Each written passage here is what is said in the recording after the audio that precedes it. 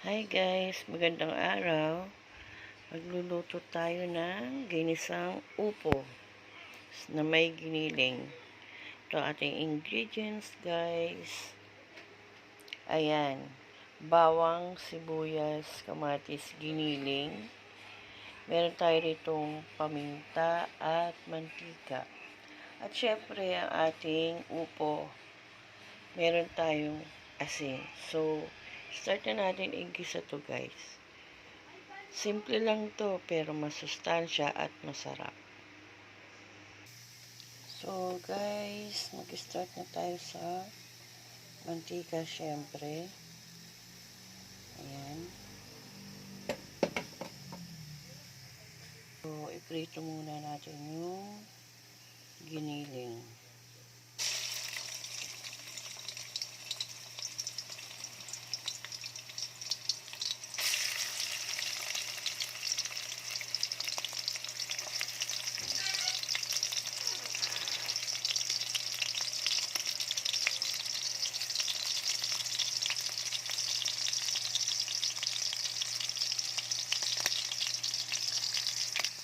So guys, ayan.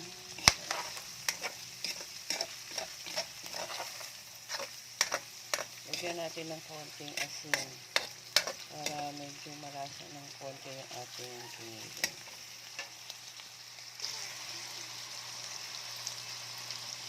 Ayan guys. Lagyan natin siyang brown para batong luto siya.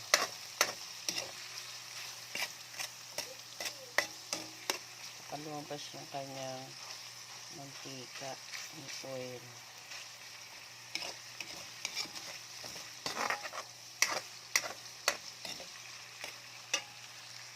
Next natin ay ating bawang.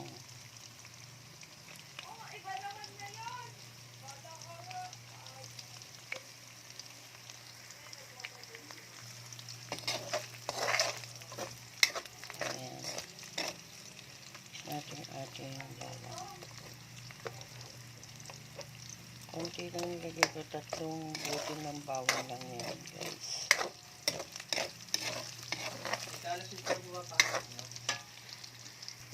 Next natin guys ay yung sibuyas. Yung sibuyas na nilagay ko guys.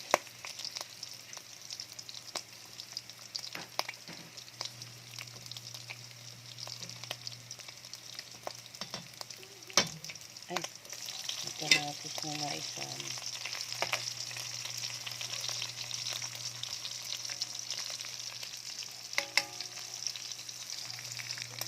Tansik guys.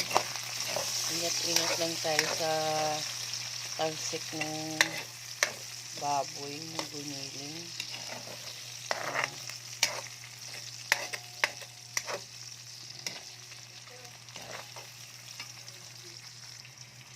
Ayan guys, nilagay ko ng kamatis. So, isap-isapin na natin yan. Gisa-gisahin na natin. Ayan.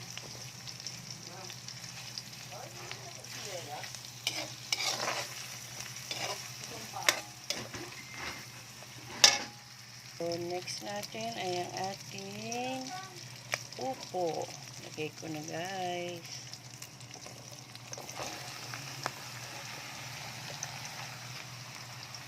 Halo-haloin natin.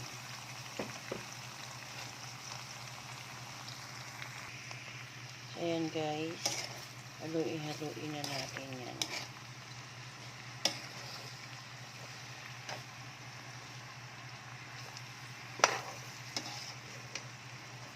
Yung mga sahog. I-ano natin.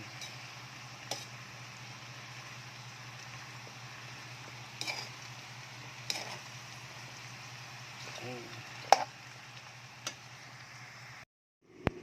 So guys, buksan natin ang ating upo. Wow! Ayan guys.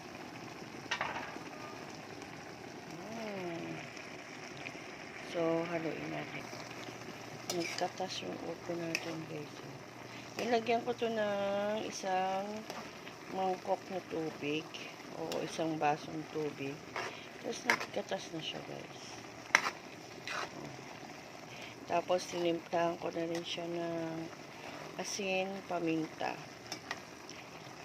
Ngayon, kung kulang pa yan, guys, sa lasa, pwede nyo naman dagdagan ng asin or patis. So, ayan, guys. Antayin pa natin maluto yung upo. Hindi pa siya ganun kaluto. Malalaman natin ang upo pag luto na kapag siya ay translucent na. So, guys, takpan uli natin siya. Ayusin natin.